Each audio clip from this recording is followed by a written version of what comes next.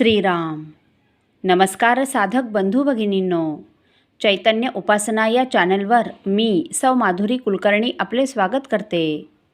या चॅनलद्वारे आपण सोमवार ते शनिवार श्री ब्रह्मचैतन्य गोंदवलेकर महाराज यांचे शिष्य परमपूज्य श्री बापूसाहेब मराठे लिखित श्री महाराजांनी बाबांना असे घडविले या आठवणी स्वरूपातील पुस्तकाचा आस्वाद घेत आहोत. तसेच रविवारी श्री महाराजांच्या काही भक्तांचे अनुभव ऐकत आहोत. श्री महाराजांना त्रिवार वंदन करून मी आज आपणास श्रींच्या एक अनुग्रहित भक्त सौ स्मिता संतोष पाटील राहणार कामशेत पुणे यांना श्रींचा आलेला अनुभव त्यांच्याच शब्दात कथन करणार आहे. स्मिताताई सांगतात, श्रीराम. गेले काही दिवस मला सततच्या आजारपणामुळे अशक्तपणा जाणवत होता व माझी तब्येत एकदमच बारीक झाली. माझ्यावर व माझ्या कन्येवर मुलीप्रमाणेच माया करणाऱ्या डोंबिवली येथील श्री सुनील काका पोद्दार यांना प्रत्येक गोष्ट सांगायची सवय असल्याने बोलता बोलता मी त्यांना त्याबद्दल सांगितले. काकांनी लगेच मला योग्य ते औषधोपचार करण्यास सांगितले, परंतु आर्थिक चणचण असल्याने माझ्याकडून थोडी चालढकल सुरू होती.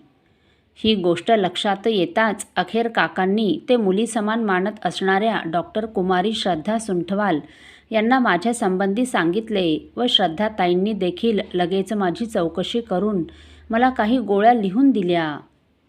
परंतु त्या गोळ्या थोड्या महाग असल्याने पुन्हा मी टाळाटाळ करत आहे हे बघून पुन्हा काकांनी श्रद्धाताईंना त्याबद्दल सांगितले व श्रद्धाताईंनी त्यांचे सर पुण्याचे प्रसिद्ध बालरोग तज्ज्ञ डॉक्टर श्री सागर लाड सर यांच्या कानावर ती गोष्ट घातली.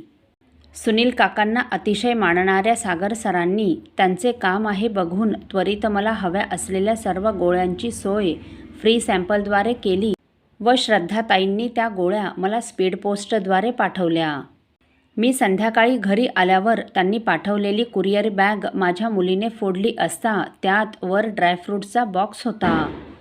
ऐन दिवाळीत नुसती औषधे कशी पाठवायची म्हणून श्रद्धाताईंनी औषधांबरोबर मोठ्या प्रेमाने माझ्या मुलीसाठी ड्रायफ्रूटचा बॉक्स देखील पाठवला होता.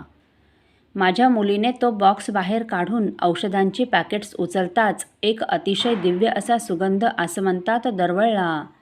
म्हणून तिने मला हाक मारून, आई आई लवकर ये, किती छान सुगंध येत आहे बघ, असे मोठ्याने ओरडून सांगताच मी घाईघाईने जाऊन बघते तर खरंच एक वेगळाच अलौकिक सुगंध सर्वत्र दरवळला होता.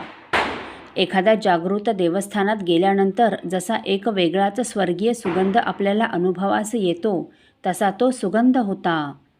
म्हणून आम्ही बॅगेत काही अत्तर अथवा उदबत्ती ठेवली आहे का हे बघितले, पण त्यात तसे काहीही नव्हते.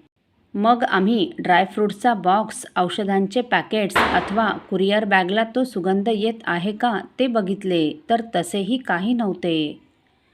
औषधांचे पॅकेट्स उचलताच क्षणात दैवी सुगंधाचा हा रमणीय आनंद अनुभवास आला होता. तो सुगंध जवळजवळ मिनिटभर होता व नंतर हळूहळू कमी कमी होत गेला. या अनुभवाने अतिशय भारावून जाऊन मी लगेच सुनील काकांना फोन करून झालेली घटना सांगितली. त्यावर काकांनी प्रथम श्रद्धाताईंना फोन करून झालेली सर्व घटना सांगितली व कुरिअर बॅगमध्ये काही सुगंधी वस्तू ठेवली होतीस का अशी विचारणा केली व तसे काहीही ठेवलेले नव्हते हे श्रद्धाताईंकडून कळताच काकांनी पुन्हा मला फोन केला व मला म्हणाले, स्मिता, अतिशय प्रेमाने बाळ श्रद्धाने व डॉक्टर सागर सरांनी औषधांची व्यवस्था केलेली असल्यामुळे व त्यात निस्वार्थ भाव असल्यामुळे स्वर्गीय सुगंधाद्वारे श्रींनी त्यांच्या अस्तित्वाची खूण दिली. श्री म्हणतात ना, जेथे निस्वार्थ प्रेम आहे तेथे माझे अस्तित्व आहे. त्याचीच ही प्रचिती आहे बरं बाळ. दुसरे असे की तू आता नक्की बरी होणार हेच श्रींनी दिलेल्या या दिव्य अनुभवातून लक्षात येते. काकांच्या या स्पष्टीकरणाने मी अतिशय आनंदित झाले.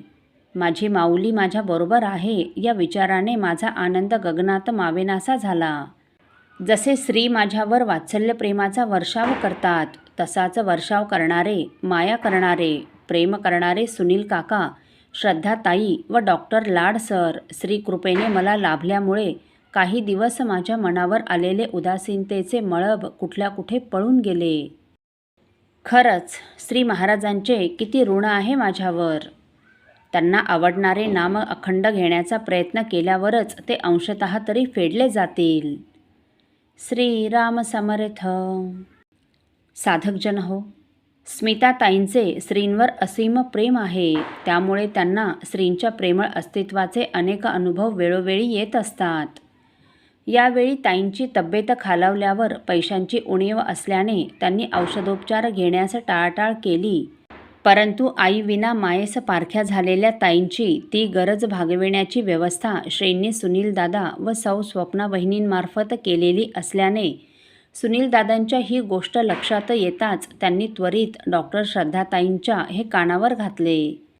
श्रद्धाताईंनी देखील त्वरित हालचाल करून त्यांचे सर डॉक्टर सागर लाड यांच्यामार्फत औषधांची व्यवस्था केली व औषधे स्मिताताईंच्या घरी वेळेवर पोहोचली. स्मिताताईंकडे औषधे पाठविण्यात श्रद्धाताई व सागर सरांचा कोणताही स्वार्थ नसल्याने व जेथे निस्वार्थ बुद्धी असते तेथे श्रींचे अस्तित्व असल्याने कुरिअर बॅगमधून औषधांचे पॅकेट उचलताच वातावरण दिव्य अलौकिक अशा सुगंधाने भरून गेले.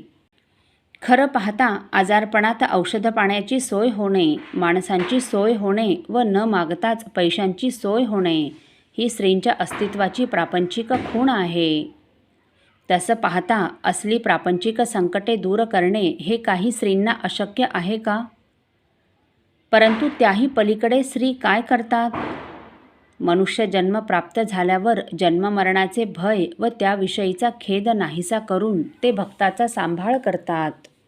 याजसाठी केला होता अट्टहास, शेवटचा दिस गोड व्हावा.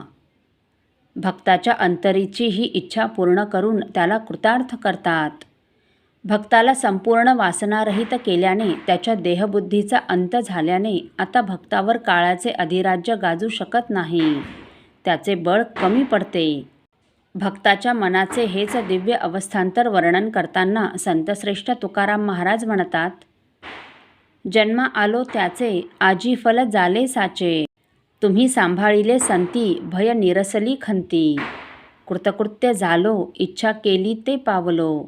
तुका म्हणे काळ आता करू न शके बळ. असो साधक हो, आपल्यापैकी कोणा श्रींच्या भक्तांना श्रींचे असेच काही अनुभव आले असतील तर इतर साधकांचे श्री महाराजांवरील व त्यांचा प्राण असलेल्या नामावरील प्रेम वृद्धिंगत व्हावेत या पवित्र हेतूने आपण मला ते 9422843253 अथवा सुनीलदादांच्या 9892608401 या व्हॉट्सअप नंबरवर कळवावेत अशी नम्र विनंती. श्रीराम समर्थ.